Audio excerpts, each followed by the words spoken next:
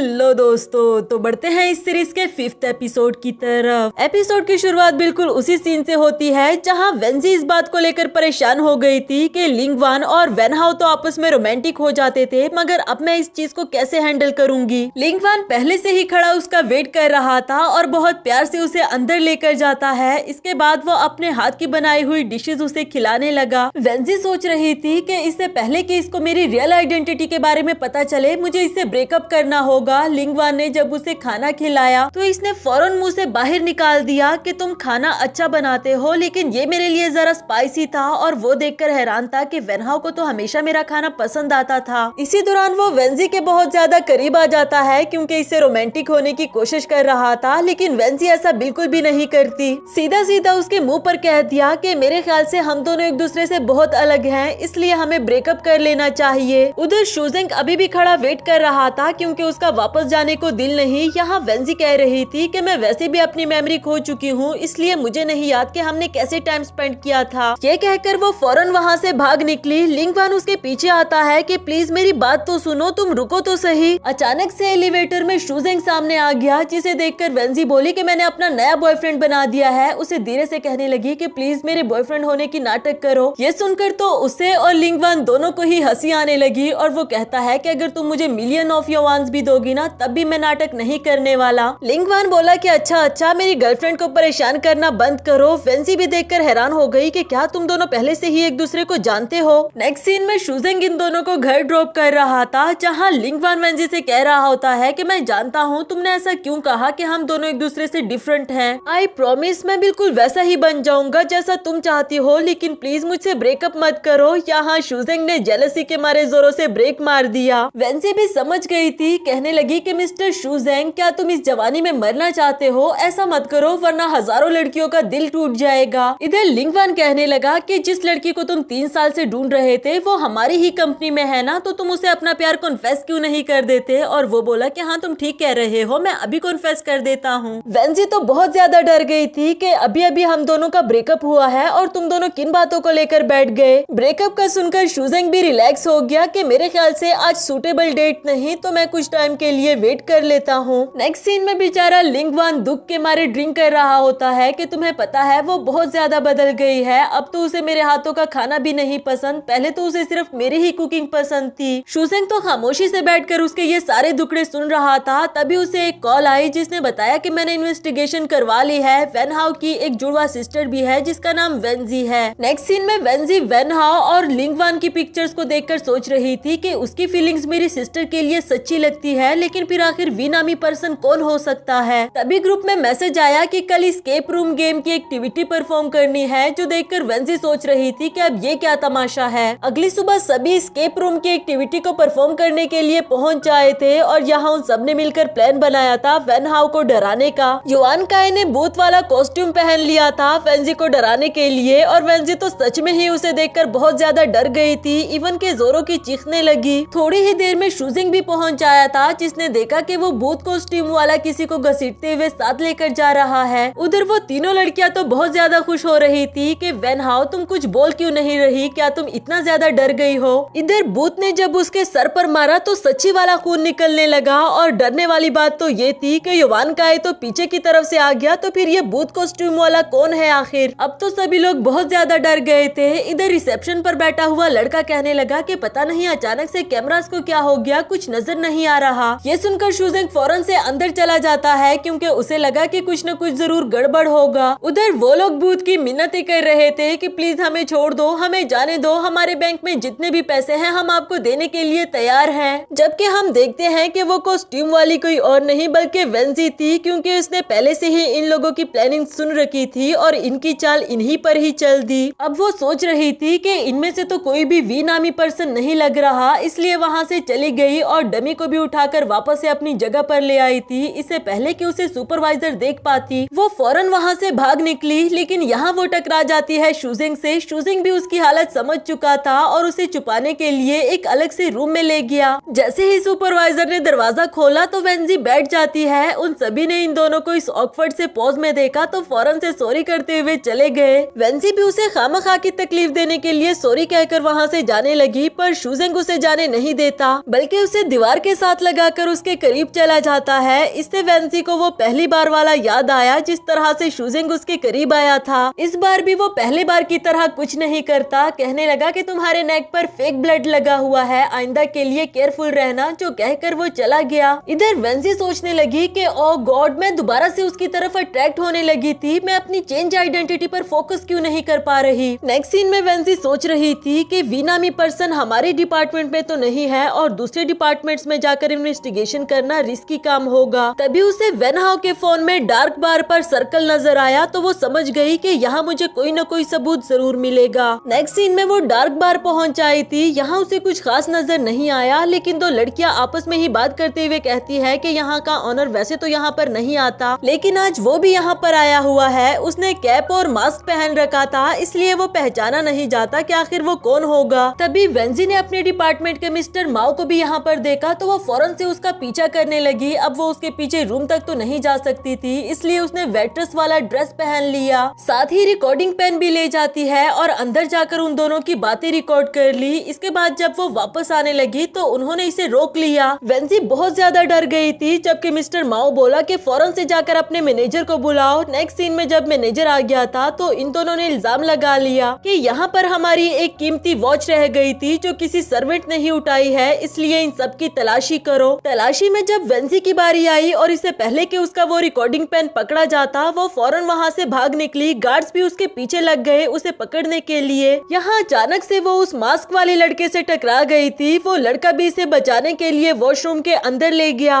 Successfully वो guard से तो वेंजी को बचा लेता है, लेकिन उसके हाथ से रिकॉर्डिंग पेन लेकर टॉयलेट के अंदर डाल दिया। वेंजी उसे मना करती रही कि तुमने ऐसा क्यों किया, जबकि वो इसे पकड़कर बाहर ले आया, लेकिन वो उसे कुछ भी नहीं कहता। वेंजी उसे जो भी सवाल करती पर वो खामोश था, इवन के इसे गले से पकड़ लेता है और फिर कुछ भी कहे बगैर छोड़ते हुए वहाँ से चला गया। नेक्स्ट सीन में वेंजी ने जब मिस्टर माओ को ऑफिस में भी देखा तो वो काफी ज्यादा नर्वस हो गई थी। दिल ही दिल में सोच रही थी कि मुझे दोबारा से उस बार में जाकर कोई न कोई एविडेंस तो ढूंढना होगा। रात में जब वो दोबारा से डार्क बार पहुंची तो मिस्टर माओ ने भी उसे देख लिया था और यहाँ रूम में आकर अपने मेंबर्स को भी बता दिया, जहाँ के पूरा उनका टोला मौजूद था। युआन काई बोला कि आप लोग परेशान क्यों होते हैं, मेरे पास एक अच्छा आइडिया है, इसके बाद तो वो कभी भी हमारे रास्ते में आने की कोशिश नहीं करेगी। दूसरी तरफ वेंजी ने किसी लड़के को जाते हुए देखा तो वो उसका पीछा करने लगी, लेकिन जब देखा तो वो कोई और नहीं बल्कि शुजेंग था, जो इसे पूछने लगा कि तुम किसी को ढूंढ रही हो क्या। ये बोली कि नहीं, मुझे तो बस तुम जाने पहचाने लगे, वैसे तुम्हें इस तरह की ड्रेसिंग नहीं करनी चाहिए, तुम पर सूट नहीं करती। वो कोई भी जवाब दिए बगैर वहाँ से चला गया। उसके जाते ही इधर शीशी और युआन काई उसे अपने साथ ले गए कि अरे वेन हाउ, तुम यहाँ, क्या इत्तेफाक है, चलो आओ हमारे साथ ड्रिंक करो। इसके बाद वो इसे इतना ड्रिंक पिलाते हैं कि ये अपना होश ही खो चुकी थी। लेकिन अच्छी बात ये थी कि बेहोश होने से पहले ही उसने शुजेंग को मैसेज कर दिया, रूम नंबर लिख कर बताया कि मैं ड्रंक हो चुकी हूँ, प्लीज मुझे लेने के लिए आ जाओ। जबकि दूसरी तरफ वो लिंगवान के साथ था। फ्लैशबैक के सीन से हमें दिखाया जाता है कि शुजेंग ने भी देख लिया था जिस तरह से वो वेन हाउ को अंदर लेकर जा रहे थे। अब वो फौरन से वॉशरूम का बहाना करके जाने लगा। यहाँ रूम में वो लोग वेंजी को फंसाना चाह रहे होते हैं किसी इलीगल काम के लिए, उसका फिंगरप्रिंट लेकर, लेकिन इससे पहले ही शुजेंग ने फायर अलार्म बजा दिया, जिसकी वजह से रूम में हर तरफ पानी ही पानी हो गया और वो लोग तो जल्दी से भाग गए वेन हाउ को यहीं पर छोड़कर। उन लोगों के जाने के बाद वो वेंजी को रिसीव करने के लिए आता है और उसे उठाते हुए साथ ले जाने लगा। वेटर बोला कि रुको जरा, ये लड़का भी आपका ही दोस्त है ना। लिंगवान भी ड्रंक होकर पागलों की तरह हरकतें कर रहा था। अब बेचारे को दोनों को ही साथ लाना पड़ा। यहाँ भी वो दोनों आराम से नहीं लेटते बल्कि शुजेंग को तंग करके रखा हुआ था। ऐसा लगता है कि वो दोनों इसके बच्चे हो और शुजेंग इनका डैडी। खैर जिंगवान को तो रास्ते में उसके असिस्टेंट के हवाले कर दिया, जबकि वेंजी को वो अपने साथ होटल में ले आता है। वेंजी ड्रंक थी मगर फिर भी उसका शुक्रिया अदा किया। घर पहुंचाने पर शुजेंग ने इसके लिए मेडिसिन मंगवा दी थी जो कि वेटर ले आया। वो दोनों मेडिसिन की प्राइसेस को जमा करके डिस्काउंट के साथ बताने ही वाला था, मगर वेंजी ने पहले ही बता दिया कि टीचर मुझे इसका आंसर आता है। वेटर के जाने के बाद शुजेंग समझ गया था कि उसे क्या करना है। वो वेंजी से मैथ्स के कुछ और क्वेश्चंस पूछने लगा और फिर बीच में कहता है कि चलो अब मैं अटेंडेंस लेने लगा हूँ। वेंजी वो फौरन से हाथ खड़ा करके प्रेजेंट कह देती है। शुजेंग उसकी वीडियो भी बना रहा था और कहता है पर तुम्हारा नाम तो यहाँ पर वेन हाउ रजिस्टर्ड है। उसने फौरन से बताया कि वो तो मेरी ट्विन सिस्टर है। टीचर, मैंने सारे जवाब सही दिए हैं, अब इसका मुझे कोई रिवार्ड तो मिलना चाहिए। शुजेंग भी इसके पास आते हुए पूछने लगा कि तुम्हें क्या रिवार्ड चाहिए। वेंजी बोली कि मैं चाहती हूँ शुजेंग मेरे सामने न आए। इस पर वो उदास हो गया कि क्या तुम उसे पसंद नहीं करती, और वेंजी बोली कि अगर वो मेरे सामने आएगा तो वो मुझे पहचान जाएगा ना। अब ये वाला जवाब सुनकर वो खुश हो गया, कहने लगा कि वेंजी वो तो दोबारा से अटेंडेंस लगवाते हुए प्रेजेंट कह देती है। जबकि शुजेंग बोला कि टीचर और स्टूडेंट का रोल यहाँ पर खत्म हुआ क्योंकि वो फिलहाल के लिए सूटेबल नहीं। जिसके बाद वो बेसब्री से उसे बेड पर लेटा देता है। पर इसी के साथ हमारा ये वाला एपिसोड यहाँ पर खत्म हुआ। हेलो दोस्तों, तो बढ़ते हैं इस सीरीज के 6th एपिसोड की तरफ। लेकिन अगर अभी तक आपने मेरे चैनल को सब्सक्राइब नहीं किया तो देर किस बात की, जल्दी करें ताकि आने वाली मजेदार सी वीडियोस भी आपको टाइमली मिल सके। एपिसोड की शुरुआत बिल्कुल उसी सीन से होती है जहां शुजेंग तो वेंजी को किस करने वाला था, मगर इससे पहले ही वो कहने लगी कि नहीं तुम रहने दो, उसे मेरे सामने से डिसअपियर मत करना क्योंकि मैं उसे खोना नहीं चाहती। ये सुनकर तो शुजेंग और भी उसकी तरफ अट्रैक्ट होने लगा, लेकिन उसके फोरहेड पर किस करते हुए उसे कर चला जाता है। नेक्स्ट सीन अगली सुबह का दिखाया गया जहां वो अभी भी इसे प्यार भरी नजर से देख रहा था, और फिर अचानक से उसे एक आइडिया आया। अपने शर्ट्स के बटन ओपन करके वो एक जोरों की चीख मार देता है। इसी के साथ वेंजी भी जाग गई थी और अपने बदले हुए कपड़े देखकर फौरन से पूछने लगी कि हम दोनों के बीच में कुछ हुआ तो नहीं ना। शुजेंग बोला कि फिक्र मत करो, मैं ड्रंकन लोगों का फायदा नहीं उठाता, तुम्हारे कपड़े वेट्रेस ने बदले थे, और जहाँ तक हमारे बीच में कुछ होने की बात है तो ये तो तुम्हें याद होना चाहिए ना। अगर याद नहीं भी है तो मैंने रिकॉर्ड कर लिया था। वेंजी कुछ भी कहे बगैर वहाँ से चली गई, मगर ऑफिस में भी उसे यही बात परेशान कर रही थी कि आखिर मैंने ऐसा क्या कहा होगा जो उसने रिकॉर्ड कर लिया था। तभी शीशी को डायरेक्टर से कुछ डॉक्यूमेंट्स साइन करवाने थे तो ये फौरन से खड़ी हो गई कि मैं ले जाती हूँ। इसके बाद वो शुजेंग के रूम में पहुँच आई। यहाँ जानबूझकर उसने शुजेंग पर पानी गिरा दिया ताकि उसे साफ करने के बहाने वो उसका मोबाइल फोन निकाल सके, और ये सब कुछ होता हुआ देख लिया चीची ने। उसे गुस्सा आने लगा कि ये लड़की किस तरह से डायरेक्टर को सेड्यूस कर रही है। इधर शुजेंग भी कहने लगा कि अगर तुम मुझे सेड्यूस करना चाहती हो तो सीधा सीधा करो। वेंजी भी अब जरा फ्रैंक होकर उसके लैब पर आ बैठी थी और कहने लगी कि मैं देखना चाहती हूँ कल तुमने क्या रिकॉर्ड किया था। पर शुजेंग उसे अपना फोन नहीं देता, लेकिन खुद ही निकाल कर उसे वो वीडियो दिखा देता है। वेंजी ने थोड़ी देर तक देखी जहाँ वो मैथ्स के क्वेश्चन सोल्व कर रही थी, और आगे का देखे बगैर ही कहने लगी कि तुम इस यूजलेस सी वीडियो को लेकर मुझे ब्लैकमेल कर रहे थे। ये कहकर वो चली गई। अब उसे क्या पता था कि कल रात उसने कौन सा ब्लंडर मारा है। नेक्स्ट सीन में चीची शीशे के पास आकर उसे कहती है कि इस वेन हाउ का तो हमें कोई इलाज करना पड़ेगा, जिसके बाद वो दोनों ही मिलकर उसके अगेंस्ट प्लानिंग कर रही थी। नेक्स्ट सीन में शीशी ने वेंजी को एक फाइल पकड़ाई और साइनवुड नाम के एक बार में उसे ले जाने के लिए कहती है कि ये बॉस का ऑर्डर है। बॉस का नाम सुनकर वो साइनवुड बार पहुंच आई जो कि डार्क बार के बिल्कुल करीब था। दूसरी तरफ हम देखते हैं कि शीशी ने पहले से ही उस बार में आकर रद्दोबदल कर दी थी। जिस रूम के अंदर आम लोगों का जाना मना था, वो जानबूझकर वेंजी को उसी रूम के अंदर भेजना चाहती थी। वेंजी भी जाने अनजाने में उस रूम के अंदर चली गई, और उसके जाने के बाद ही चीची ने उस पर कार्ड वापस से लगा दिया कि इस रूम के अंदर जाना मना है। अंदर जाकर वेंजी को भी पता चला कि इस रूम में तो सख्ती से आना मना है। अब वो फौरन से बाहर आने लगी थी, लेकिन तभी उसने मिस्टर माओ को आते हुए देखा डार्क बार के ओनर के साथ। जल्दी से पर्दे के पीछे छुप गई और फिर इन दोनों की बातें सुनने लगी जो कि ये काले धंधे के बारे में कर रहे थे। मिस्टर माओ के जाते साथ ही वेंजी बाहर आकर इसे नाइफ के साथ धमकाने लगी कि मैं यहाँ से बाहर जाना चाहती हूँ, जिसमें मुझे तुम्हारी हेल्प चाहिए। ये भी खामोशी के साथ उसे बाहर ले जाने लगा, और यहाँ जाते जाते अचानक से ही वेंजी ने लिंगवान को भी देखा। खैर वो लड़का इसे बाहर लाकर साइन लैंग्वेज में एक इशारा करता है, जो देखकर उसका असिस्टेंट स्माइल करते हुए कहने लगा कि मेरे बॉस कह रहे हैं कि तुम काफी इंटेलिजेंट हो। वेंजी ये सुनकर जरा खुश हो गई, कहती है कि जो भी हुआ इसे हमारे बीच में रखना, और फिर टोपी वापस करते हुए वहाँ से चली गई। नेक्स्ट सीन में वो घर आकर सोच रही थी कि साइन लैंग्वेज थोड़ी सी मुझे भी सीख लेनी चाहिए ताकि मैं उसे अच्छे से जवाब दे सकूं, और तभी उसने देखा कि उसने जो इसे इशारा किया था वो इंटेलिजेंट का नहीं बल्कि डम कहने का था। अब तो उसे काफी ज्यादा गुस्सा आ गया। नेक्स्ट सीन में वो शीशी को अपने पास बुलाकर उसे कह रही थी कि तुमने मुझे फंसाने की कोशिश की, लेकिन देख लो मैं फिर भी तुम्हारी चाल में नहीं फंसी, लेकिन अब तुम सोच लो कि तुम कैसे बचोगी। शीशी बोली कि ऑफिस ऑफिस के रिकॉर्ड के अकॉर्डिंग तो मैं उस दिन ऑफिस आई ही नहीं थी, तुम ये बात प्रूफ कैसे करोगी कि मैंने तुम्हें वो डॉक्यूमेंट्स दिए थे। जो सुनकर वेंजी ने उसे एक वीडियो दिखाई कि ये सबूत काफी होगा ना। ये देखकर तो शीशी बहुत ज्यादा डर गई थी और साथ ही हमें फ्लैशबैक का सीन दिखाया गया। वेंजी ने पहले से ही देख लिया था कि जब वो सुबह इसे डॉक्यूमेंट दे रही थी तभी साइड पर एक गाड़ी खड़ी थी जिसमें कैमरा लगा हुआ था। अनफॉर्चुनेटली वो गाड़ी इसके सामने ही निकल पड़ी, लेकिन अच्छी बात ये थी कि तभी लिंगवान वहाँ आ जाता है जो कि इस गाड़ी को चेस करने में इसकी हेल्प करने लगा। आखिरकार उस गाड़ी वाले अंकल को रोककर लिंगवान उनसे कैमरा की रिकॉर्डिंग ले ही लेता है और बदले में उनको कुछ पैसे दे दिए। इधर वेन हाउ से सॉरी करने लगा कि मैंने गाड़ी तेज चलाई क्योंकि मैं जल्दी में था, लेकिन आई प्रॉमिस कि आइंदा इस तरह कभी भी नहीं करूंगा। प्रेजेंट में शीशी ये वीडियो देखकर उसे माफी मांगने लगी कि प्लीज मुझे माफ कर दो, मैं वादा करती हूँ कि आइंदा तुम्हें कभी भी बुली नहीं करूंगी। वेंजी भी उसे एक चांस देकर वहाँ से चली जाती है और आखिरकार एक मुसीबत तो उसके लिए कम हुई। नेक्स्ट सीन में वेंजी ने जब वो पूरी वीडियो देखी तो मिस्टर माओ अपने एक चमचे को डांट रहा था कि तुम्हारी लापरवाही की वजह से वेन हाउ अगर वो फाइल्स को ले जाती तो हमारा तो पूरा बांडा ही फूट जाता। ये देखकर वेंजी को लगा कि वी नामी पर्सन कोई और नहीं बल्कि मिस्टर माओ ही होगा। उसके इस काले धंधे के बारे में वेन हाउ को पता चल गया होगा, तभी तो उसने उसकी जान ली। इस बारे में और जानने के लिए मुझे उस बार में दोबारा से जाना होगा। तभी उसे लिंगवान की याद आई कि उसके पास तो उस बार का एक्सेस जरूर होगा। नेक्स्ट सीन में चोरी छुपे वो लिंगवान के ऑफिस में पहुंच आई थी उस एक्सेस कार्ड को चोरी करने के लिए, लेकिन यहाँ उसे देख लिया सुपरवाइजर जाओफी ने। नेक्स्ट सीन में वो वेंजी को बाहर ले आई थी जो कि काफी ज्यादा डरी हुई होती है और इसे सवाल करते हुए पूछने लगी कि बताओ तुम मिस्टर लिंगवान के ऑफिस में क्या कर रही थी, क्या तुम मुझसे मेरी जॉब छीनना चाहती हो। जॉब का सुनकर वो जरा रिलैक्स हो गई और कहने लगी कि नहीं ऐसा भी कुछ नहीं है, मैं जो ढूंढ रही हूँ वो मिल जाने पर मैं खुद ही चली जाऊंगी, मेरी वजह से तुम्हें कोई नुकसान नहीं होगा।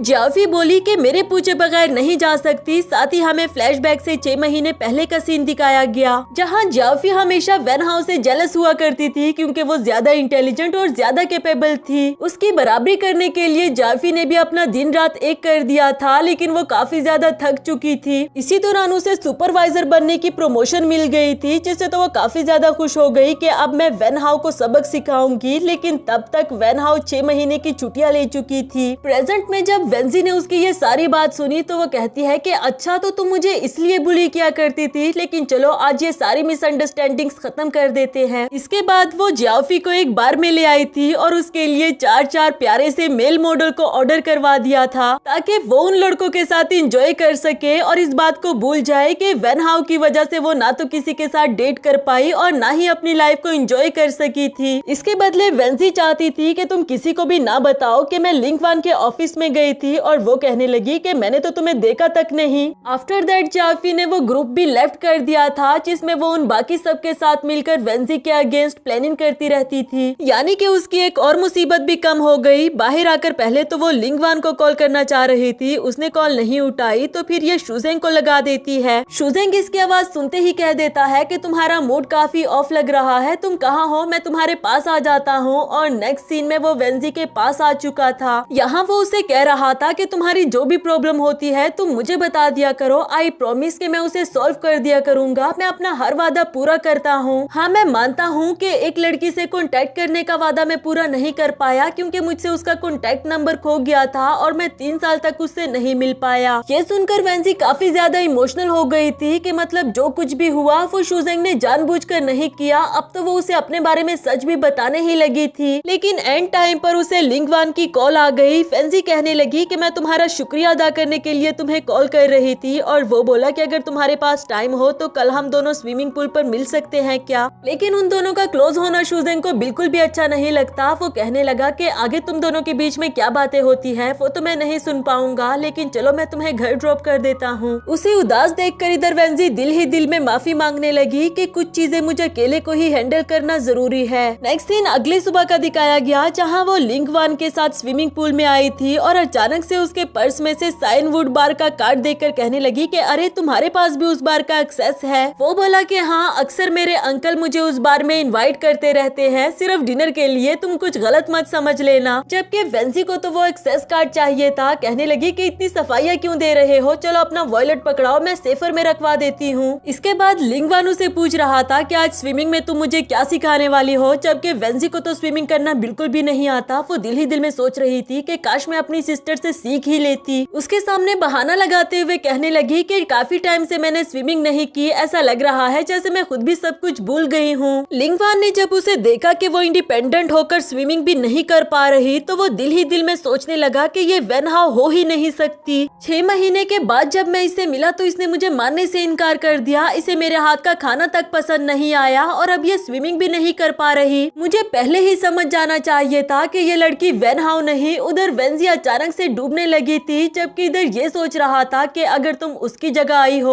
उसका बदला लेने के लिए और जीई कंपनी को नुकसान पहुंचाने के लिए, तो मेरे ख्याल से तुम्हें बचाने का कोई भी फायदा नहीं। यानी कि वो वी नामी पर्सन जिसे वेंजी ढूंढ रही थी वो कोई और नहीं बल्कि लिंगवान ही था। लिंगवान चाहे उसे नहीं बचाना चाहता, लेकिन फिर भी वेंजी ने इसका हाथ पकड़ लिया। बाहर आकर उसे बहाना लगाते हुए कहती है कि पता नहीं आज मुझे क्या हो गया था, अचानक से पानी में मेरा दम घुटने लगा। दिल ही दिल में सोच रही थी कि इससे पहले कि लिंगवान को मेरी आइडेंटिटी पर शक हो, मुझे जल्द से जल्द उसके पर्स से वो कार्ड उठाना होगा। आफ्टर दैट वो बिल्कुल ऐसा ही करती है और उस कार्ड को उठाने में कामयाब हो गई। लिंगवान को उसका पर्स वापस करते हुए कहती है कि मुझे अपने कुछ फ्रेंड से मिलने के लिए जाना है, जो कहकर वहाँ से चली गई। लेकिन लिंगवान उसका सारा प्लान पहले से ही जानता था। किसी को कॉल करते हुए कहने लगा कि वेन हाओ मेरे साइनवुड बार का कार्ड ले गई है, बाकी का काम तुम संभाल लेना। इस सस्पेंस वाले सीन के साथ हमारा ये वाला एपिसोड भी खत्म हुआ।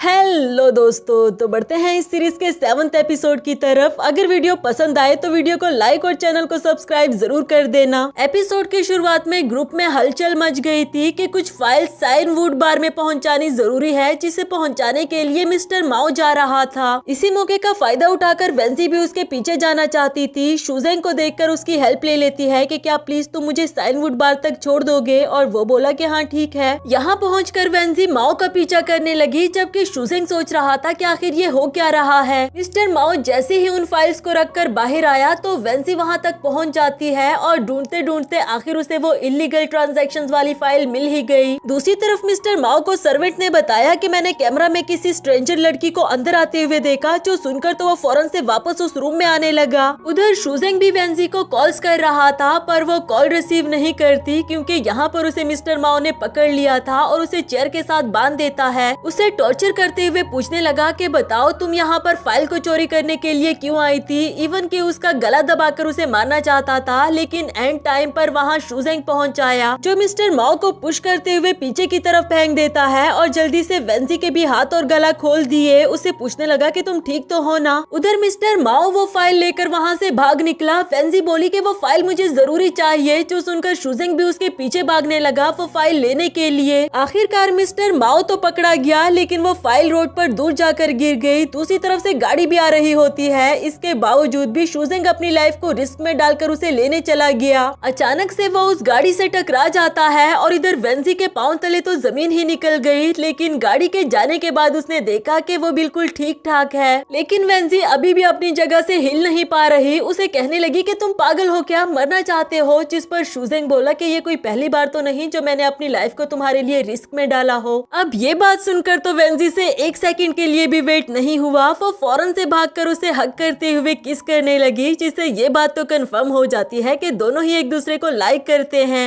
हैरी स्वीट किस के बाद शुजेंग ने उसे पूछा कि प्लीज मुझे सच बताओ, जिस पर वेंजी ने उसे अपनी ट्विन सिस्टर के बारे में सब कुछ सच बता दिया कि किस तरह से उन लोगों ने मेरी सिस्टर की जान ली। मैं यहाँ उसके कातिल को ढूंढने के लिए आई हूँ। आखिरकार ये सबूत मेरे हाथ लगा है जो कि उसे इंसाफ दिला पाएगा। शुजेंग को उसकी ये कहानी सुनकर बहुत बुरा लगा और उसे पूछता है कि क्या इसके अलावा भी तुम्हें कोई सबूत मिला, जिस पर वो बोली कि नहीं, अब तक तो मुझे ऐसा लग रहा था जैसे मैं सिर्फ किसी साए का पीछा कर रही हूँ। लेकिन कुछ ही सेकंड्स के बाद हम देखते हैं कि वक्त बदल गया और जज्बात बदल गए। शुजेंग पीछे की तरफ जाते हुए एक इवल स्माइल के साथ उन पेपर्स को जला देता है, यानी कि वो भी इस पूरे प्लान का हिस्सा है। वेंजी तो बहुत ज्यादा शॉक्ड हो गई थी और उसे लड़ने लगी कि तुमने ऐसा क्यों किया। इवन कि उसे थप्पड़ भी मार देती है। वो तो अभी भी यही पूछ रहा था कि सच बताओ तुम्हारे पास कोई और सबूत तो नहीं है ना। तब तक पीछे से मिस्टर माओ ने आकर उसे मारते हुए बेहोश कर दिया, ये कहते हुए कि मैं तो एक्टिंग कर करके भी थक गया हूँ, तुमने मुझे कितने जोर का मारा था। शुजेंग पूछने लगा कि मिस्टर वी मुझसे कब मिलने वाला है, उसे बताओ कि मैं उसे फेस टू फेस मिलना चाहता हूँ। और जहाँ तक इस लड़की वेन हाओ की बात है तो ये अब हमारे रास्ते में कभी भी नहीं आएगी। नेक्स्ट सीन में लिंगवान ने भी वेंजी की सारी इन्फॉर्मेशन निकलवा ली थी और वो हंसते हुए कहता है कि वेन हाउ की एक जुड़वा सिस्टर भी है, इस बारे में उसने मुझे तो कभी नहीं बताया। इसके बाद वो अपने असिस्टेंट से इसकी इन्वेस्टिगेशन करवाने के लिए कहता है कि पता करना जरा आज से 3 साल पहले ये अब्रॉड गई थी क्या। वैसे अच्छी बात तो ये है कि टाइम पर मुझे शुजेंग मिल गया था इस लड़की को संभालने के लिए। साथ ही हमें फ्लैशबैक से उस मीटिंग का सीन दिखाया गया। हिडन फेस वाला लीडर कोई और नहीं बल्कि लिंग वान ही था। जब उसने कहा कि वेन हाउ को संभालने के लिए मेरे पास एक अच्छा लड़का है, तब वो किसी और की नहीं बल्कि शुजेंग की ही बात कर रहा था।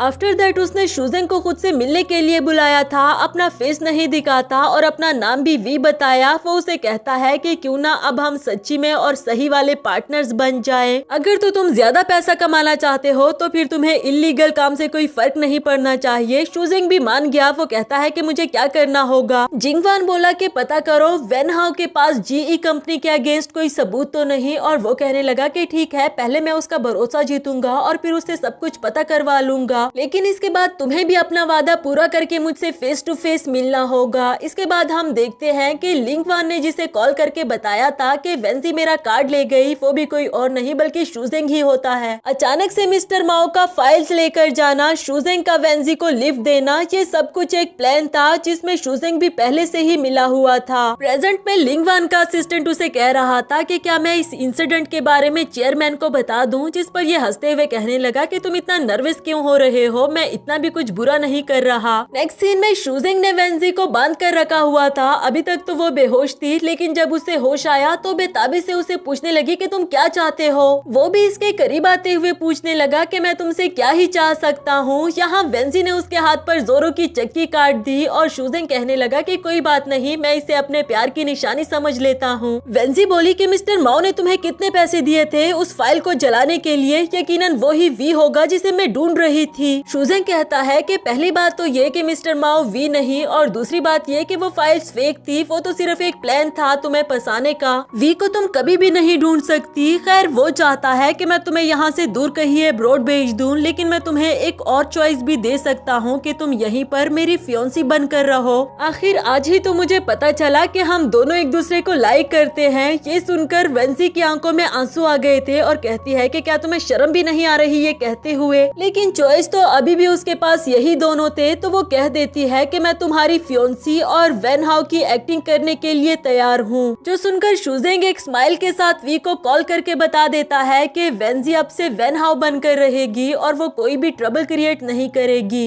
इसके बाद वो वेंजी से बोला कि एक और बात भी है जो अभी तक तुम्हें नहीं पता, वो जो ऑफिस में सब तुम्हें बुली कर रहे थे ना, वो भी किसी और के नहीं बल्कि मेरे ही कहने पर कर रहे थे। असल में शुजेंग ने ही सबको मैसेज किया था कि अगर वेन हाउ ये डिपार्टमेंट छोड़कर चली गई तो तुम लोग जो चाहो तुम लोगों को मिल जाएगा। ये सुनकर तो वेंजी और भी ज्यादा हर्ट हो गई थी, उसकी आंखों से आंसू आने लगे थे। जबकि इधर शुजेंग नॉर्मल बिहेव करते हुए कहता है कि कपल के बीच में लड़ाइयाँ होती रहती हैं। उसके हाथ भी खोल दिए ये कहते हुए कि यहीं पर सो जाओ, जब तक तुम अच्छे से बिहेव करना शुरू नहीं कर देती तब तक तुम्हें इसी रूम में सोना पड़ेगा। वेंजी को तो उस पर इतना गुस्सा आ रहा था कि वो सराना उठाकर उसे जान से मारने के बारे में सोच रही थी, लेकिन फिर भी वो ये हिम्मत नहीं कर पाई। शुजेंग उसके इरादे जानता था, कहने लगा कि मुझे ना मारने के लिए तुम्हारा बहुत शुक्रिया, चलो बेबी अब थोड़ा सा सो जाते हैं। जबरदस्ती उसे अपने साथ लिटा दिया और उसे ऐसे चिपक गया जैसे दोनों ही बहुत लवी डवी कपल हो। अगली सुबह भी वो वेंजी को जबरदस्ती अपने साथ ऑफिस ले आया था और सबके सामने उसे किस करते हुए कहने लगा कि वापस जाते हुए भी हम दोनों साथ में जाएंगे।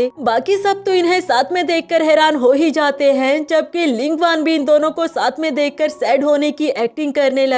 आफ्टर दैट शुजेंग बाहर जाकर उसे माफी मांगता है, लेकिन वो बोला कि कोई बात नहीं, वैसे भी मेरी फीलिंग्स उसके लिए बदल चुकी है क्योंकि एक्सीडेंट के बाद वो पहली जैसी रही ही नहीं। मुझे बस थोड़ा सा वक्त चाहिए, कुछ टाइम के लिए मैं अकेले रहना चाहता हूँ। जो सुनकर शुजेंग वहाँ से चला गया और इधर लिंगवान बोला कि जब मैं इस शुजेंग को वेन हाउ वाली शक्ल की लड़की के साथ डेट करते हुए देखता हूँ तो मेरा खून खौलता है। असिस्टेंट ने बताया कि आज से 3 साल पहले वेंजी अब्रॉड गई थी। जो सुनकर वो बोला कि अच्छा, तो ये दोनों इतना टाइम पहले से एक दूसरे को जानते हैं। इवन के शुजेंग ने मुझे उसके आइडेंटिटी को भी सीक्रेट रखने के लिए कहा। खैर अगर ये लड़की आगे हमारे लिए मुसीबतें बनाती रही तो हमें इसके और शुजेंग के ब्रेकअप का प्लान करना होगा। नेक्स्ट सीन में शुजेंग ने वेंजी को मैसेज करके बताया कि मैं गाड़ी में तुम्हारा वेट कर रहा हूँ, अगर तुम नहीं आई तो मैं आ जाऊंगा। अब तो इसका जाना जरूरी हो गया कि तभी से जियाफी मिली जो कि इसे अपने साथ एंजॉय करने के लिए कह रही थी, ये कहते हुए कि अब से मैं तुम्हें बुली नहीं करूंगी, ये वादा रहा मेरा। वो बोली कि जरूर, लेकिन किसी और टाइम। इसके बाद वो शुजेंग के साथ गाड़ी में आकर बैठ गई थी। वो चाहता था कि वेंसी इसे किस करे, लेकिन वेंसी ऐसा बिल्कुल भी नहीं करती। तभी शुजेंग को एक कॉल आई। इस वीकेंड पर साइनवुड बार में होने वाली पार्टी के लिए उसे इनवाइट किया गया। वेंसी भी दिल ही दिल में वहाँ जाने के बारे में सोच रही थी। शुजेंग कॉल करते साथ ही कहने लगा कि भूल जाओ, मैं तुम्हें साथ नहीं ले जाने वाला। हाँ, अगर तुम जाना चाहती हो तो मेरी एक शर्त है कि आज का डिनर तुम्हें मेरे साथ करना होगा। इसके लिए तो वेंसी बिल्कुल भी नहीं मानी। नेक्स्ट सीन में शुजेंग ने उसके लिए डिनर प्रिपेयर कर लिया था और कहता है कि अगर तुम खाना नहीं खाओगी तो मैं जबरदस्ती तुम्हें खिलाऊंगा। अब तो उसे मजबूरन भी टेबल पर बैठना पड़ा, ये कहते हुए कि क्या है ना, तुम्हारी तरह मेरी एक्टिंग इतनी अच्छी नहीं है। लेकिन इसके बाद वो शुजेंग के पास जाकर उसे सेड्यूस करने की कोशिश कर रही थी कि तुम्हें मुझे अपने साथ पार्टी में ले जाने से डर लग रहा है, क्या तुम्हारे होते हुए भी मैं कुछ कर पाऊंगी? और जहाँ तक हमारे कपल होने की बात है तो हमारे बीच में लव का नहीं बल्कि लव और हेट का रिलेशनशिप है।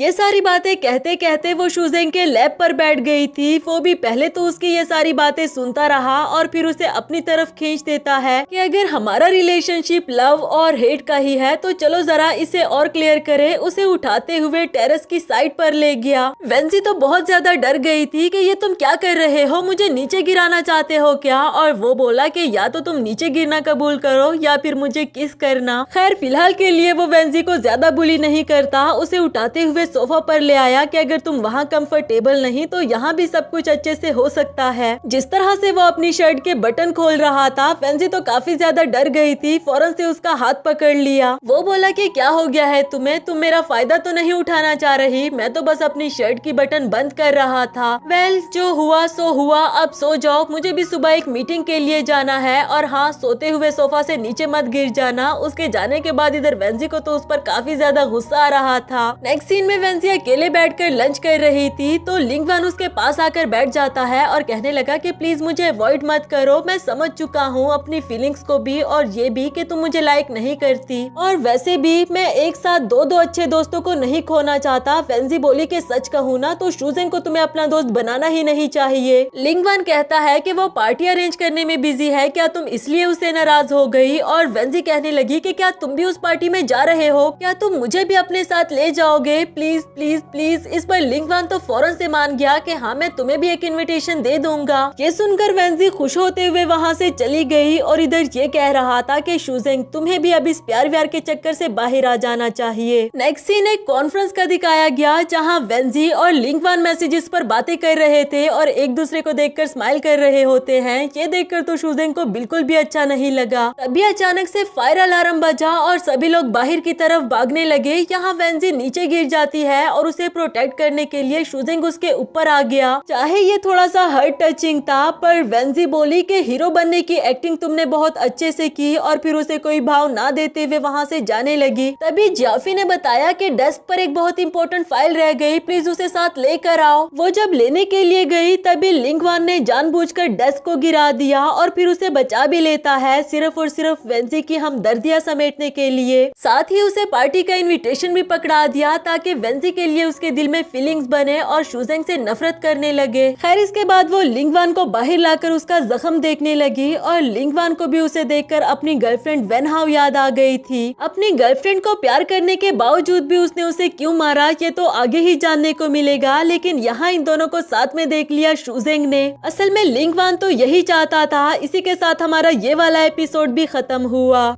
हेलो दोस्तों, तो बढ़ते हैं इस सीरीज के 8th एपिसोड की तरफ। अगर वीडियो पसंद आए तो वीडियो को लाइक और चैनल को सब्सक्राइब जरूर कर देना। एपिसोड की शुरुआत में शुजेंग वेंसी को वापस ला रहा था और उसे कहता है कि तुम्हें कुछ ज्यादा ही शौक नहीं हो गया वेनहाउ बनने की एक्टिंग करने का, और तो और गिफ्ट्स भी एक्सचेंज हो रहे हैं। इस पर वेंसी बोली कि तुम्हें इससे क्या लेना देना, अगर हम कपल भी है तब भी हर बंदी की अलग अलग प्राइवेसी होती है। ये सुनकर शुजेंग कहता है कि अच्छा हम दोनों कपल हैं तो चलो फिर इस बात को प्रूव करो, जो कहते साथ ही वो जबरदस्ती उसे किस करने लगा क्योंकि वो उसे लिंगवान के साथ देखकर जेलस हो गया था। लेकिन इसी दौरान जब उसने वेंजी के कंधे पर लगी हुई चोट देखी तो उसे सॉरी कर देता है। घर आने के बाद भी वो उसके साथ काफी जेंटली पेश आ रहा था, इवन कि उसे शर्ट पर बिठाते हुए उसके जख्मों पर मरहम लगाने लगा। वेंजी बोली कि क्या तुम थकते नहीं हो एक्टिंग कर करके? कभी तुम जेलस होकर पागलों की तरह बिहेव कर रहे होते हो और कभी इतना जेंटल और केयरिंग बन जाते हो। खैर मैं तुम्हारी तरह चीप नहीं बनी कि उस लड़के को लाइक करूं जो कि मेरी सिस्टर को लाइक करता है। उसे बस चोट लगी थी और मैं इंसानियत की खातिर उसकी हेल्प करने लगी। यहाँ गलती से वेंजी का पाँव शुजेंग को लग गया था तो ये उसे रहम भरी नजरों से देख रही थी और शुजेंग उसे देखकर कहने लगा कि जिस तरह से तुमने मुझे अभी अभी देखा ऐसे तुम सिर्फ मुझे ही देख सकती हो और किसी भी लड़के को इस तरह से देखने की तुम्हें इजाजत नहीं। और जहाँ तक एक्टिंग की बात है तो मैं सारी जिंदगी भी ये एक्टिंग कर सकता हूँ। ये कहकर वो चला गया। इधर वेंजी को दिल ही दिल बुरा तो जरूर लगा, लेकिन वो कहती है कि मुझे कल रात के बड़े इवेंट के लिए रेडी होना चाहिए। नेक्स्ट सीन हमें उस बड़े इवेंट का दिखाया गया। वेंजी को लग रहा था कि आज तो उसके हाथ कोई न कोई सबूत जरूर लग जाएगा।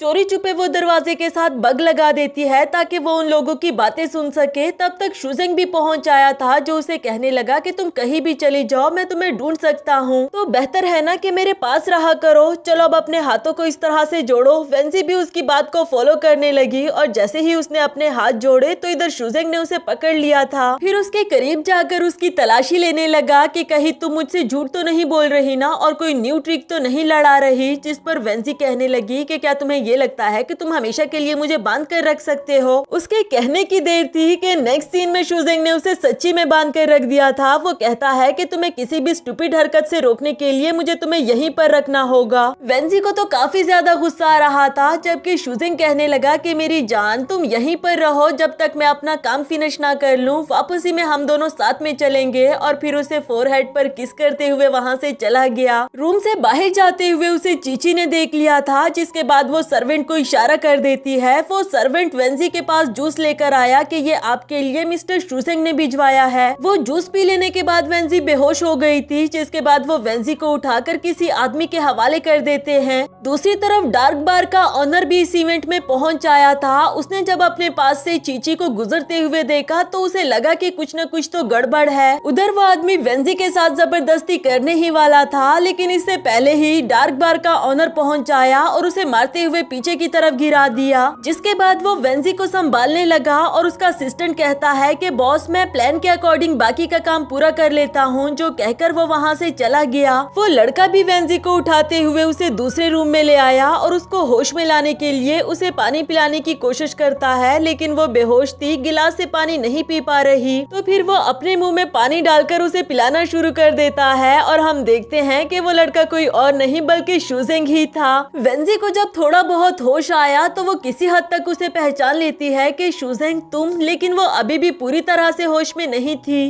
नेक्स्ट सीन में जाफी मिस्टर माओ और उसके एक और साथी की बातें सुनने की कोशिश कर रही थी, जिससे तो ऐसा लगता है कि वो भी वेंजी का साथ देने लगी है। उधर असिस्टेंट ट्रेन ऑफिस में घुसकर वहाँ किताबों में एक बग छुपा देता है, जबकि थोड़ी ही देर में जाफी भी उसी रूम में पहुँच आई कुछ फाइल ढूंढने के लिए। फिर जैसे ही कोई सर्वेंट आने लगा तो वो फौरन से चुपने के लिए टेबल के नीचे आने लगी। तभी उसने रेन को देखा। रेन भी उसे देखकर हैरान हो गया, लेकिन उसे खुद की तरफ खींच देता है। उसके मुंह पर हाथ भी रख दिया ताकि इसकी वजह से मैं पकड़ा ना जाऊं। उधर वो सर्वेंट जब वापस चला जाता है तो इधर जाफी से दूर हो गई, लेकिन उसका ये हैंडसम सा चेहरा देखकर धीरे धीरे से उसके करीब जाने लगी। बेचारा रेन भी ब्लश करने लगा था, लेकिन यहाँ जाफी ने उसके हाथ से वो पेपर उठा लिया और फिर उसके करीब आते हुए कहने लगी कि तुम्हारा चेहरा इतना रेड क्यों हो गया था? क्या तुम्हें ऐसा लगा कि मैं तुम्हारे साथ कुछ उल्टा सीधा करने वाली हूँ? वैसे तुम हो तो मेरे टाइप के, लेकिन मुझे छोटे लड़कों में इंटरेस्ट नहीं। ये कहकर वो चली जाती है, जबकि इधर रेन को तो वो पहले ही नजर में पसंद आ गई थी। उसका कार्ड उठाते हुए कहने लगा कि अच्छा तो तुम्हारा नाम जाफी है। नेक्स्ट सीन में वेंजी को जब होश आया तो वो डार्क बार में थी और उसे उस लड़के के ख्याल आ रहे थे कि क्या वो सच में शुजेंग ही था। तो सर्वेंट से पूछने लगा कि मुझे यहाँ पर कौन लेकर आया।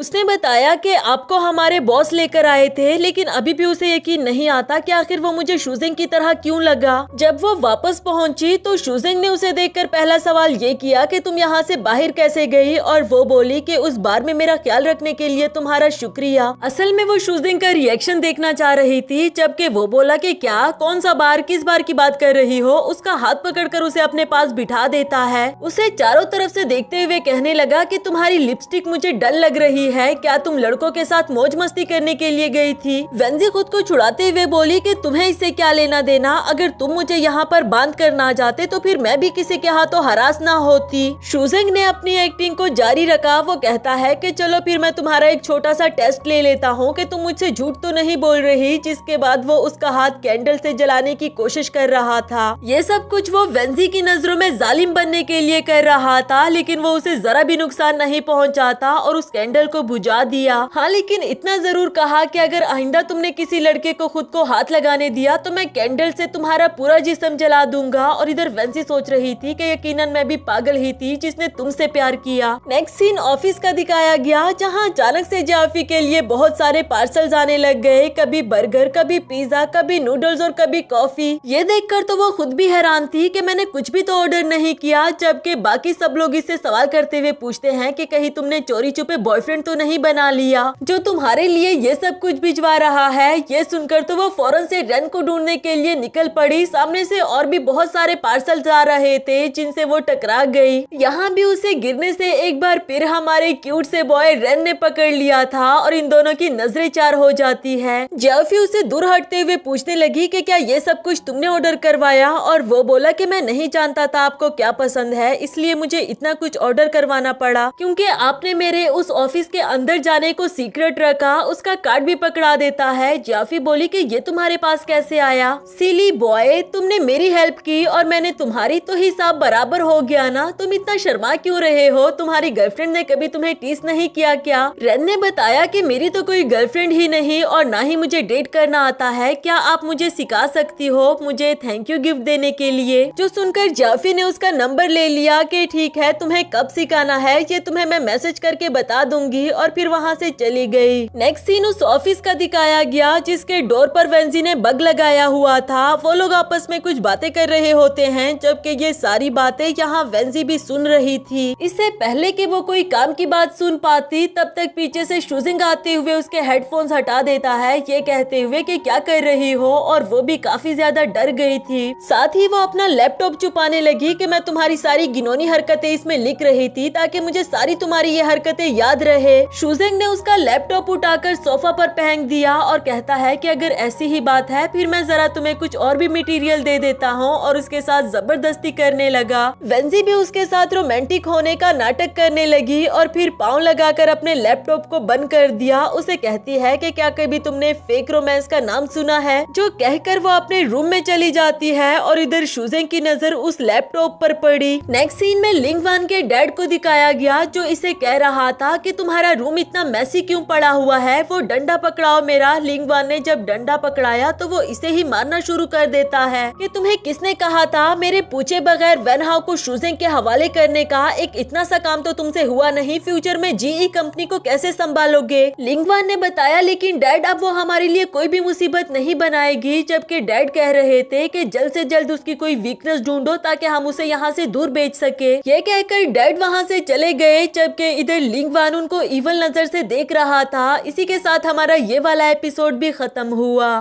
हेलो दोस्तों, तो बढ़ते हैं इस सीरीज के 9th एपिसोड की तरफ। अगर वीडियो पसंद आए तो वीडियो को लाइक और चैनल को सब्सक्राइब जरूर कर देना। एपिसोड के शुरुआत में शूजिंग वेंजी के लैपटॉप के साथ लगा हुआ था और जब उसने इसे देखा तो मन ही मन सोचने लगी कि कहीं से कुछ मिल तो नहीं गया। शूजिंग बोला कि तुम्हारा लैपटॉप तो सीक्रेट से भरा पड़ा है। अब तो वो और भी ज्यादा डर गई, जबकि शूजिंग ने मजीद बताया कि तुम सेल्फीज में तो इतनी सिली और क्यूट लगती हो, जबकि मेरे सामने तो हमेशा सीरियस बनी फिरती हो। उसकी ये बात सुनकर वेंजी की जान में जान आई। फौरन से आकर अपना लैपटॉप ले लिया, ये कहते हुए क्योंकि तुम खुद ही कड़वे तरबूज हो। इसी दौरान शुजेंग को किसी की कॉल आई कि मुझे चॉकलेट खाना है, क्या तुम प्लीज मेरे लिए ला दोगे। नेक्स्ट सीन में शुजेंग चॉकलेट लेकर पहुंच गया, जो कि उसे लिंगवान ने मंगवाई थी। ये देखकर वो कहने लगा कि मुझे तो लगा था तुम नहीं आओगे क्योंकि तुम वेन हाओ के साथ थे ना। यहाँ गलती से शुजेंग का उस पर हाथ लग गया था, जिसकी वजह से उसे दर्द होने लगा। अब तो वो पक्का पूछने लगा कि दिखाओ मुझे तुम्हें क्या हुआ है। उसके जिस्म पर डंडे के निशान देखकर उसे पूछ लेता है कि इस बार उसने तुम्हें इतने जोरों का क्यों मारा, जबकि लिंगवान बहाने लगाने लगा कि छोड़ो भी इसे, मैं बिल्कुल ठीक हूँ, थोड़े से निशान ही तो बने हैं, जल्दी से खत्म हो जाएंगे। शुजेंग बोला कि ये कोई मजाक की बात नहीं है, जिसके बाद लिंगवान चॉकलेट की बात करने लगा कि इतने मजे की चॉकलेट तुम कहाँ से लेकर आए। शुजेंग भी समझ चुका था कि ये मुझे कुछ नहीं बताना चाहता, तो कहने लगा कि अच्छा चलो मैं तुम्हें घर छोड़ देता हूँ, जिसके बाद लिंगवान भी उसके साथ चलने लगा। नेक्स्ट सीन में लिंगवान ने चीची को अपने पास बुला लिया था और उसे कहता है कि बताओ फिर वेन हाओ के बारे में तुम मेरे पास क्या खबर लेकर आई हो, क्योंकि इसी ने ही उसे वेन हाओ का जासूस बनाया था। वो बोली कि उस दिन पार्टी में मैंने उसे मिस्टर माओ के ऑफिस के दरवाजे के साथ कुछ लगाते हुए देखा था। ये सुनकर लिंगवान भी उस ऑफिस के दरवाजे तक पहुंच आया। अपने हाथ से उस रिकॉर्डिंग पेन को उठाकर वो खुश हो गया था और डैड को कॉल लगाते हुए कहने लगा कि मेरे पास आपके लिए एक खुशखबरी है। नेक्स्ट सीन में उसके डैड ने शुजेंग को बुला लिया था और कहता है कि चीची ने तुम्हारी गर्लफ्रेंड को मिस्टर माओ के ऑफिस के डोर के साथ बग लगाते हुए देखा, इसे तुम कैसे एक्सप्लेन करना चाहोगे। यहाँ शुजेंग को याद आया कि उसने वेंजी को मिस्टर माओ के ऑफिस के बाहर देखा था और फिर वो हेडफोन से कुछ सुन भी रही थी। खैर फिलहाल के लिए वो स्माइल करते हुए कहने लगा कि वेन हाओ को तो मैं अपने रूम में बंद करके गया था, वो ऐसा कर ही नहीं सकती। तो वो लोग बोले कि चलो फिर हम इस बग के आईपी एड्रेस को ट्रेस कर लेते हैं। ट्रेस करने पर पता चला कि वो आईपी एड्रेस तो वेन हाओ का है ही नहीं। इस बात से तो मिस्टर माओ और चीची काफी ज्यादा डिसअपॉइंट हो गए, जबकि शुजेंग के फेस पर अभी भी स्माइल थी। साथ ही हमें फ्लैशबैक का सीन दिखाया गया, उस वक्त जब वेंजी अपने रूम में चली गई और उसकी नजर उस लैपटॉप पर पड़ी, तभी वो समझ गया था कि कुछ गड़बड़ है। फोरेन को कॉल करके वेंजी का कंप्यूटर पासवर्ड हैक करने के लिए कहता है और उस बग का आईपी एड्रेस भी चेंज करने के लिए कहा। प्रेजेंट में वो चेयरमैन से कहता है कि ये आईपी एड्रेस वेन हाओ का नहीं, मेरी गर्लफ्रेंड पर झूठा इल्जाम लगाया गया, तो इस बात को आप लोग कैसे एक्सप्लेन करना चाहोगे। मिस्टर माओ बोला कि ये रिपोर्ट तुम्हारी असिस्टेंट चीची लेकर आई थी, अब ये तुम पर डिपेंड करता है कि तुम उसे क्या सजा दो।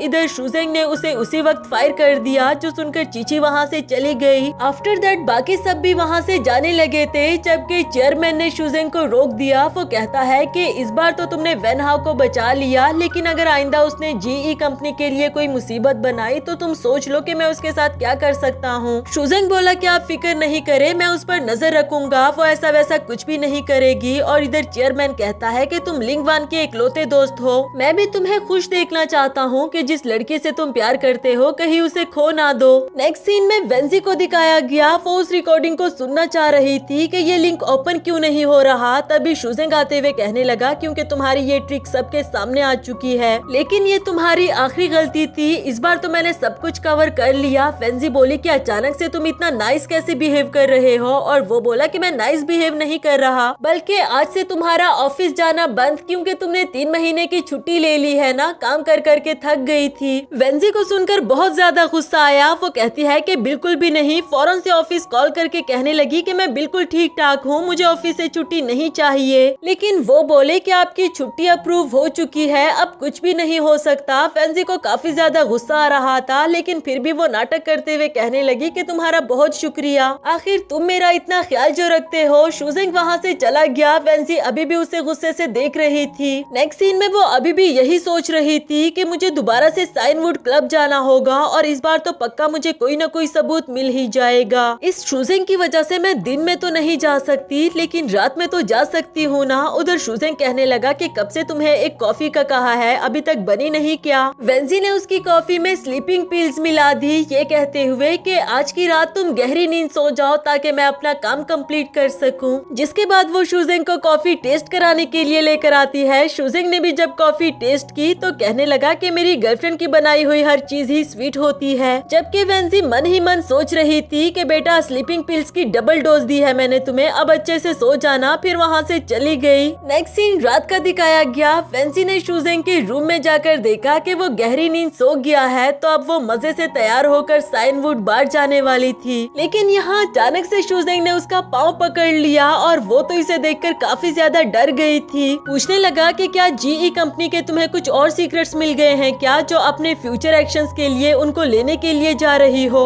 और तुम्हें क्या लगा था कि चीची के ट्रिक्स तुम मुझ पर यूज करोगी तो मुझे पता तक नहीं चलेगा, तुम्हारी तरह डम थोड़ी ना हूँ। वेंजी बोली कि मैं जानती हूँ तुम्हें पैसा और जीई कंपनी में प्रमोशन चाहिए, मैं तुम्हारे रास्ते में कभी भी नहीं आऊंगी, इसलिए तुम भी मेरे रास्ते में मत आओ, जो कहकर वो जाने लगी। शूजेंग उसे जाने नहीं देता और वो बाहर जाने की जिद कर रही थी, तो आखिरकार वो इसे उठाते हुए सोफा पर ले आया, उसका पर्स भी उठाकर दूर फेंक देता है। कहने लगा कि तुम्हें क्या लग रहा है, तुम्हें बाहर जाने से मैं सिर्फ अपने बेनिफिट के लिए रोक रहा हूँ। और वो बोली कि क्या मतलब, तुम ये कहना चाहते हो कि तुम ये सब कुछ मेरे लिए कर रहे हो? मुझे बाहर जाना है और तुम मुझे बाहर जाने से नहीं रोक सकते, या तो फिर मुझे जीई कंपनी के उन लुटेरों के हाथों भेज दो, जो कहकर वो खुद को छुड़ाते हुए जाने लगी। शूजेंग के पास अब एक ही तरीका था उसे रोकने के लिए, वो वेंजी को पकड़कर उसे किस करने लगा, इवन के उसे किसिस करते हुए ऊपर तक ले आता है। यहाँ आकर उसे दो चॉइसेस दे दी कि या तो अपने रूम में सोने के लिए चली जाओ, या तो फिर मैं जो कर रहा हूँ मुझे करने दो, जिसमें से वेंजी ने अपने रूम में जाकर सोने को चूज किया और इधर शूजेंग को भी थोड़ा सा रिलीफ मिल जाता है। नेक्स्ट सीन अगली सुबह का दिखाया गया। वेंजी को अभी भी सुकून नहीं था, जबकि शूजेंग कहने लगा कि मैं ऑफिस जा रहा हूँ और हाँ हो सकता है रात को मैं जरा देर से आऊँ। उसके जाने के बाद इधर वेंजी सोच रही थी कि अगर ये रात को देर से आएगा फिर तो मेरे पास बहुत सारा टाइम है अपना काम करने के लिए। वो तैयार होकर बाहर जाने ही वाली थी कि तभी उसने सामने रेन को देखा और उसे याद आया कि ये तो शूजेंग का वो असिस्टेंट है। उसे पूछने लगी कि क्या तुम अभी भी शूजेंग के असिस्टेंट हो? वो बोला कि नहीं, एब्रोड से वापस आ जाने के बाद मैं जॉब कर रहा था, लेकिन फिलहाल के लिए उसने मुझे हायर किया है आपको प्रोटेक्ट करने के लिए जब वो घर पर ना हो। वेंजी बोली कि तुम यहाँ से जा सकते हो, मुझे तुम्हारे प्रोटेक्शन की जरूरत नहीं, और वैसे भी मैं बाहर वॉक करने के लिए जा रही हूँ। जबकि रेन अभी भी उसका पीछा करना नहीं छोड़ता। तभी रेन को जियाफी का मैसेज आया कि मैं फ्री हो गई हूँ तो चलो हम साथ में चले। उसे जियाफी के साथ डेट पर भी जाना है और वेंजी को भी अकेला नहीं छोड़ सकता, इसलिए उसे कहने लगा कि अगर तुम्हें वॉक करना है तो चलो हम डार्क बार चले जाते हैं, मैं वहाँ पार्ट टाइम जॉब करता हूँ। नेक्स्ट सीन में दोनों बार पहुँच आए थे। जियाफी को भी वहाँ पर अचानक से देखकर उसे ये इत्तेफाक कुछ समझ में नहीं आ रहा था, लेकिन जिस तरह से रेन और जियाफी एक दूसरे को देख रहे थे तो वेंजी समझ गई कि आखिर चल क्या रहा है।